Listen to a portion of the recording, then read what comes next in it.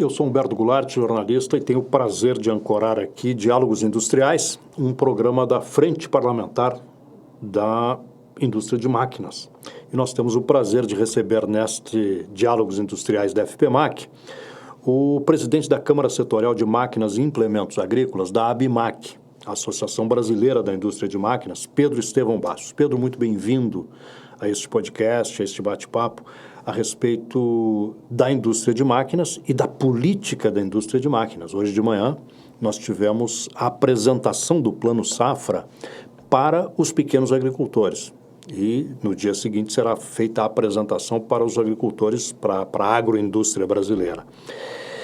E hoje o presidente Lula e o Ministério da Agricultura, o Ministério do Desenvolvimento Agrário apresentaram novidades. As novidades foram boas para a nossa indústria de máquinas? Eu diria que sim. Primeiro, obrigado por nos entrevistar. Sempre uma honra ser entrevistado aqui pelo programa de vocês, Humberto. Agora, voltando ao Plano Safra, dizer assim, no geral, a gente analisou que o Plano Safra foi bastante positivo para o setor. Primeiro que você não teve um aumento de juros, né? A gente sabe que o ano passado, quando foi lançado o Plano Safra, a Selic estava em 10,5%, hoje está em 15%. Então a gente esperava que o governo aumentasse os juros, tanto para custeio quanto para investimento, ele aumentasse os juros. Ele não fez isso, ele manteve, alguns casos até diminuiu, os juros para custeio e investimento. Então isso já é uma grande, vamos dizer assim, uma grande notícia positiva para o setor. E ele também, se você olhar, ele está fazendo um esforço para mecanizar mais o agricultor familiar. E nesse aspecto ele mudou algumas regras. Você tem basicamente duas grandes linhas lá para financiar máquinas, que são os pronafianos, o Pronaf mais alimentos. Você tem uma linha que custa 5% por 10 anos para agricultores que a gente chama de agricultores um pouquinho maior. E tem uma linha que custa, o juro é 2,5%, e era para agricultores até R$100 mil de faturamento ano. Ele aumentou isso para 150 mil. Então, você consegue trazer mais agricultores para acessar essa linha. E o valor financiado aumentou de 50 mil para 100 mil, quer dizer, dá para você financiar mais coisas. Então, a gente vê assim, um esforço grande do governo para mecanizar mais esse pessoal que ainda não tem uma grande mecanização. Então, só sobre esses dois pontos, sobre manter os juros e aumentar a possibilidade de mais agricultores acessando esses recursos para financiamento, já é bastante positivo. Quando a gente pensa em economia brasileira, a gente sempre pensa em taxa de juros, que é talvez o pior câncer desse país. É uma taxa de juros muito alta, quer dizer, mas é uma tentativa do Banco Central de diminuir o movimento financeiro no país. E a indústria de máquinas, a indústria em geral brasileira, sempre sofreu muito com isso. E é nesses pequenos planos, pequenos, não são gigantes, é claro, mas são pequenos planos que o governo faz, é onde dá para escapar um pouquinho, Pedro?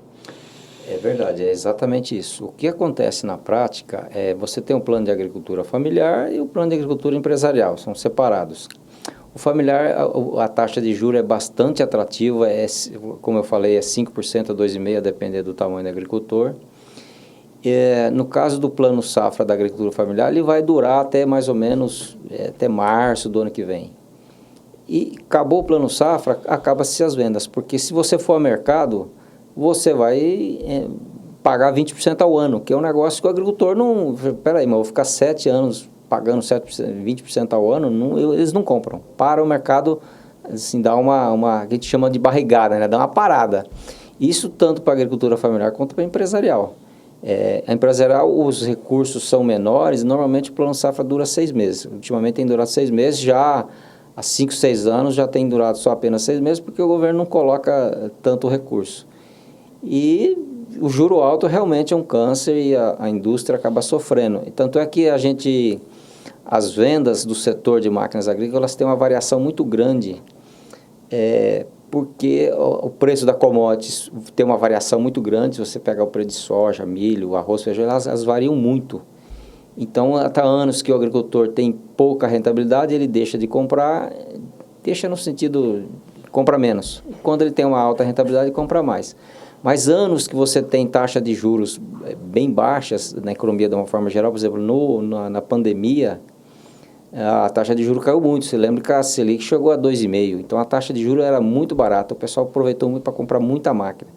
Então, a taxa de juros faz muita diferença de você ter o pessoal comprar ou não. Faz muita diferença, porque o pessoal... veja, praticamente um negócio que é de quebrar o agricultor, né? Se ele vai comprar algo que paga 20% ao ano, é muito caro, ele não compra. E de uma safra para outra, o ganho do agricultor, primeiro que há o risco, como houve no ano passado com as commodities perdendo o mercado internacional, foi terrível para os agricultores. Então, quer dizer, todo mundo teve que se ajustar. Mas eu tenho uma outra curiosidade com relação à indústria de máquinas, basicamente. Você escreveu um artigo que saiu no Estadão, que diz assim, o futuro do campo começa com crédito acessível. E o acessível, me parece que tem dois aspectos. Primeiro, o acesso pelo juro, e o outro, ter dinheiro para emprestar. Esse dinheiro existe? Olha, o dinheiro existe. O nosso problema não é o funding, ou seja, não é o volume de recursos. Se você, por exemplo, se você hoje quiser emprestar dinheiro, você vai achar tranquilamente. Não, vamos dizer assim, a demanda de recurso para máquinas agrícolas, ela não é tão grande. Nós tivemos um pico de venda em 2022 que foi 97 bilhões. Esse ano, que é um ano bastante mais restritivo de venda, a gente vai faturar em torno de 67 a 70 bilhões, ou seja, fatura muito menos. Então, não é um volume de recursos grande. É grande, considerando o valor, mas você tem vamos dizer assim, o Brasil tem funding necessário para emprestar esse dinheiro. O problema é a taxa de juros. Tanto é que os novos instrumentos de captação de recursos, as letras LCA, tem feito um trabalho grande, que é a LCA, letras do agronegócio, o pessoal vai lá, põe o dinheiro no banco, o banco remunera e você repassa isso para o agricultor. Então, é uma forma muito fácil de você captar dinheiro. Só que onde é que esbarra? Esbarra na taxa de juros. Porque ninguém vai dar um dinheiro para o banco para ganhar menos que a Selic, ou um pouco menos que a Selic. E aí o banco, hoje, por exemplo, se você for dar um dinheiro para o banco vai pegar 15%, ele vai colocar o spread, mais o lucro dele, mais o risco, esse negócio vai dar 20%. Então, começa já alto e fica muito caro, fica impraticável a taxa de juros. Então, o problema nosso, mais uma vez, não é funding, é taxa de juros. E mesmo o dinheiro do exterior... porque o BNDES tem uma linha de crédito para o agricultor grande, que é o BNDES Crédito Rural, em dólar. Ela é cara porque a hora que internaliza aqui fica caro. Então, ela custa aí 8,5% mais variação cambial. Também não é barato. Variação cambial é algo que assusta um pouco o agricultor. É um negócio que, assim, quem for pegar esse recurso tem que ter uma análise criteriosa, tem que ter gente lá na fazenda dele conheça fazer os hedges naturais. E se você não tem, o pessoal fica meio assustado, porque câmbio uma hora está baixo, outra hora está alto, é um negócio bastante imprevisível. É uma contratação de risco. É uma contratação de risco. Uma outra curiosidade que eu tenho é que eu estava vendo no lançamento as máquinas expostas lá e tinha um drone. O drone é uma modernização excepcional e a indústria está conseguindo se modernizar, está conseguindo financiar a pesquisa, está conseguindo entregar para o agricultor brasileiro a modernidade que o mundo está vivendo, Pedro? Sim. A indústria nacional, vamos dizer assim, a indústria que está instalada aqui no Brasil, porque você tem muitas multinacionais aqui no Brasil, sim, inclusive multinacionais que têm a parte de pesquisa de novas máquinas estão aqui no Brasil, ou seja, você tem indústria nacional que tem pesquisa e tem indústrias multinacionais que a pesquisa está aqui.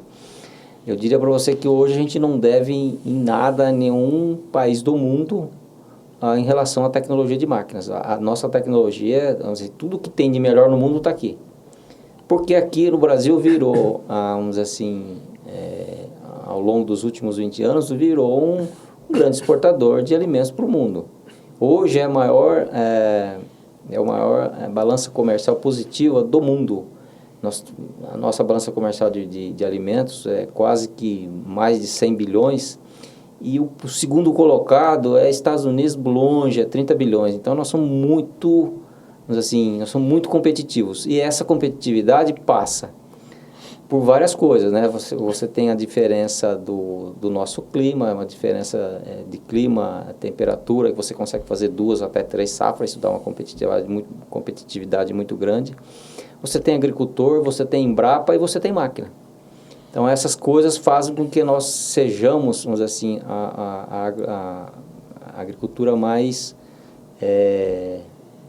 competitiva do mundo. Tanto é que tem um estudo do IPEA, que é o Instituto de Pesquisas Econômicas do Ministério do Planejamento, que mostra que o Brasil, nos últimos 20 anos, foi o país que mais cresceu o fator de produtividade. Foi 3,2 contra o resto do mundo, contra todos os restos do mundo, foi o maior do mundo. Justamente por causa desses itens que eu enumerei. Na verdade, eu fiz essa pergunta por curiosidade minha, Pedro, mas eu tentando encaminhar uma outra. Nós estamos falando aqui, nos diálogos industriais, da FPMAC, uma frente parlamentar. Como é que está a questão legal no Brasil? A FPMAC ainda precisa trabalhar muito junto ao Congresso, tem muita coisa que ainda precisa ser feita do ponto de vista legal para melhorar esse ambiente de negócios do setor? Eu acho que sim, nós temos um grande trabalho a fazer. Eu acho que tudo pode ser melhorado, mas a gente tem o que a gente chama de custo Brasil, que são problemas que passam pela política. E aí onde que entra a frente parlamentar da indústria. Então você tem, vamos dizer assim, a parte legal de você ter segurança jurídica, você não mudar tantas coisas, muda muito. Nós temos os custos que a gente chama custo Brasil, que quando você compara com a OCDE, o nosso custo é quase 20% maior que os países da OCDE. Quando você compara com a China, o nosso custo é quase 40% acima. E aí você fala, mas onde é que está essa diferença? Essa diferença está no jurídico, está na logística, está nos impostos, está na taxa de juros. Então tem uma série de coisas que a gente poderia facilitar, vamos dizer assim, a vida do empreendedor para que o país se deslanche. Por exemplo, nós fizemos nos últimos 2 anos a reforma tributária. Ela foi algo, demorou, sei lá, quantos anos que ficou essa reforma tributária se discutindo, mas ela saiu, tem um tempo que ela vai para entrar em vigor, mas foi vamos dizer assim, um exemplo clássico de como é que a gente pode conseguir, através da política, a gente melhorar o ambiente de negócio no Brasil. Porque é realmente um gargalo terrível, né? Quando a gente fala na indústria de máquinas, por exemplo, imagine-se, não é? Se nós não tivéssemos esse gargalo, o quanto teria sido mais o PIB, né? Porque se produz no Brasil com toda essa dificuldade. Quando você mostra a diferença entre os países, é um negócio que poderia estar aqui dentro, né? Poderia estar aqui. Voltando à reforma tributária, a reforma tributária que foi aprovada, ela é altamente benéfica para a indústria, porque uma série de impostos que ficariam empossados, que você não consegue ter crédito, você passa a ter crédito. Então, quando você compra um material qualquer, tem imposto embutido na nota. E tem uma porção de imposto que você não conseguia colocar como crédito, agora você passa a ter isso como crédito. Então, isso beneficia muito, vamos dizer assim, lá na ponta, quando sai o produto sai mais barato. Algumas pesquisas indicam o seguinte, que o preço nosso de exportação, com a reforma tributária, vai cair de 7% a 10%, por causa desses impostos que a gente não conseguia pegar o crédito. Então, por exemplo, se você contratasse um serviço, o serviço tem embutido lá um imposto.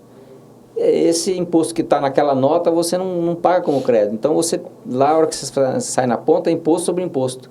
E a reforma tributária veio diminuir isso. Será que o jurídico tributário das empresas vai diminuir o pessoal? Olha, provavelmente vai diminuir. Eu acho que existe uma tendência a diminuir. Não só por causa da reforma, por causa da inteligência artificial, dos computadores que estão assumindo várias atividades aí no dia a dia.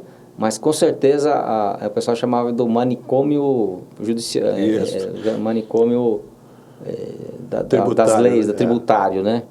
Realmente, para a gente ter uma ideia, para o seu ouvinte ter uma ideia, a gente tinha que acompanhar a legislação de todos os estados do Brasil para saber se não mudou alguma coisa e para você se adaptar. É um negócio completo. Às vezes a empresa era multada, não porque ela queria fazer algo errado, mas que ela não conseguia acompanhar de tanta lei que tinha. Você era obrigado a ter um batalhão de gente, um batalhão de advogado, tributarista, olhando as leis de cada estado. E estava sempre na justiça, né? Estava sempre na justiça, ou seja, vamos dizer assim, as demandas judiciárias, tanto do estadual como federal, são muito grandes, né? Porque as interpretações também são diversas, há muita legislação, realmente era um negócio meio de gente maluca, né? Você tocou num assunto que para mim é importante. Você falou em inteligência artificial nessa questão lá dentro da administração da indústria. Mas agora eu quero colocar lá para fora. No campo, a inteligência artificial está aplicada já ou tem muito pela frente ainda? Está aplicada, mas tem muita coisa pela frente. Se a gente for pegar os grandes agricultores e os médios grandes, eles já têm bastante máquinas que tem, a gente chama, entre aspas, de inteligência artificial. Ou seja, você tem algoritmos que vão acompanhando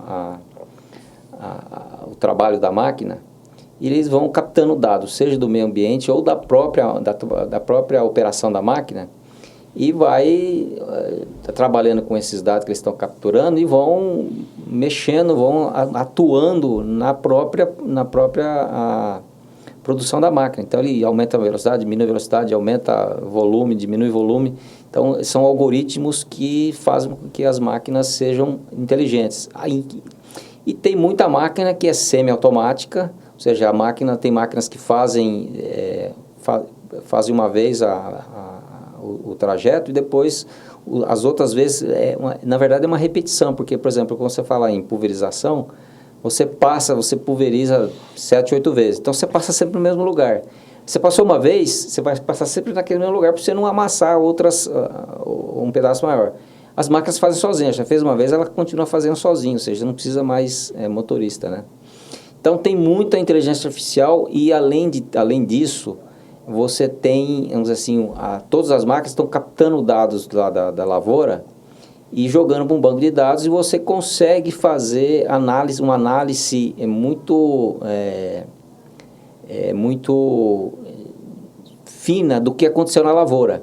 E aí também entra a inteligência artificial, porque ela pega todos esses dados e dá um relatório para você. Fala, olha, você fez nesse talhão aqui, choveu menos, choveu mais, se você errou nessa pulverização, você adubou menos, a inteligência artificial já faz isso. Mas tudo isso que eu estou falando para você, hoje está muito concentrado nos grandes produtores e nos médios grandes. Se você começa a vir para o médio e para o pequeno, ainda não chegou lá, o pessoal ainda não se despertou para isso. Mas, vamos dizer assim, a tecnologia está disponível. Qual é o sonho da indústria de máquinas brasileira? Até onde dá para chegar, Pedro? Olha, esse negócio do custo do Brasil é um sonho. Tanto é que a ABIMAQ há muitos anos vem batido nisso. A ABIMAQ tem trabalhado bastante nisso, porque a indústria, para o país, é onde você tem os melhores empregos de tecnologia, empregos que pagam mais. E um país sem indústria é um país manco, né? Um país que fica à mercê de outros países. Então, eu acho que o grande sonho nosso é realmente a gente diminuir esse custo do Brasil, que a gente aumentaria vamos dizer assim, o que se produz aqui no Brasil. A gente teria uma indústria mais pujante que a gente não tem ainda. Aumentaria muito a indústria, que a gente pode ver estatisticamente que no PIB a indústria vem diminuindo. É um negócio que nos países ricos isso aconteceu porque a parte de serviços cresceu muito, e não é o nosso caso, a indústria nossa está diminuindo. Então, acho que, vamos dizer assim, o grande sonho nosso realmente diminuir o custo do Brasil. Porque mercado tem, viu? O mercado de máquinas agrícolas tem e ele deve aumentar. Porque eu fico pensando aqui, na questão da infraestrutura, e você tocou nisso também, a questão de silos. Nós temos deficiência de armazenamento para o produtor poder guardar um pouco mais e vender melhor. Nós temos um problema terrível de logística com relação às nossas estradas e ao nosso próprio transporte, que é feito por caminhões em vez de fazer por trens e barcas. E também temos essa questão que a gente está sempre num desequilíbrio econômico, financeiro, e o negócio não desenvolve, né? Eu diria para você o seguinte, que apesar de tudo isso, vamos dizer assim, a indústria de máquinas agrícolas tem se virado bem, porque o mercado cresce muito. Existe um trabalho do Ministério da Agricultura e do USDA, que é o Departamento de Agricultura dos Estados Unidos, falando o seguinte: olha, o Brasil teria que aumentar 30% as exportações em 10 anos. E aí, aumentar em quê? Aumentar em grãos, carnes, frutas e lácteos. 30% é o piso, tem coisa que aumenta 45%, isso em 10 anos. Para a gente aumentar 30% a exportação, a gente teria que, no mínimo, aumentar em 15 milhões de hectares a nossa lavoura. É muito terreno. Você tem que aumentar muito o plantio. E esse aumento de plantio, a gente acha que vai ser basicamente em pasto degradado, não vai ser áreas novas. Então você tem aí, o pessoal fala até tem 40 milhões de pasto degradado, que se falar em 15 milhões é pouca coisa. Então vamos dizer assim, a indústria tem um mercado muito grande, que a gente fala que tem dois mercados: o mercado de reposição, ou seja, aquelas máquinas ficam antigas, o agricultor vai lá e compra. E você tem um mercado de expansão, que são esses 15 milhões de hectares, que é muita terra. E precisa de muita máquina, não dá para você fazer agricultura hoje sem máquina, principalmente a agricultura empresarial, não tem como fazer, esquece. Então, apesar dessa dificuldade enorme que a gente tem na indústria, a indústria de máquinas agrícolas tem se saído bem. Tanto é que elas vêm sempre crescendo o faturamento ao longo do tempo, vem crescendo o faturamento.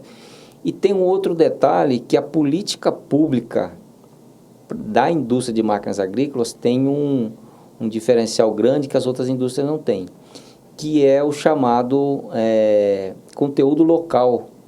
Porque para você pegar o agricultor para acessar um financiamento do Plano Safra, seja o Moderfrota, o Pronaf, o Pronamp, as linhas que tem aí, PCA, você tem que ter um conteúdo local, que é o conteúdo de produto local, ou seja, não dá para você trazer de fora um negócio pronto e você pegar financiamento. Como o juro aqui é muito alto, então o pessoal vai muito para em cima das linhas do Plano Safra. Então é uma política pública já muito antiga, eu acho que é do ano de 2000, que foi instituído isso aí. E que, queira ou não, acaba segurando um pouco a importação. Apesar do conteúdo local ser apenas 50%, mesmo assim fica muito difícil você não ter indústria local. Você, por exemplo, trazer de fora, não consegue competir aqui porque não tem acesso a financiamento. Então, a indústria de máquinas agrícolas tem esse diferencial de política do Estado. Pedro Estevão Bastos, presidente da Câmara Setorial de Máquinas e Implementos Agrícolas da ABMAC. Eu gosto de encerrar as minhas entrevistas sempre pedindo o conselho do especialista. Como a gente não tem para quem dar conselho, e nós estamos conversando com a FPMAC, eu gostaria que você, em vez de conselho, dissesse aos parlamentares da frente parlamentar o que a indústria de máquinas precisa, o que dá para ser feito, o que precisa ser feito nesse momento, neste diálogo entre a indústria e o parlamento brasileiro.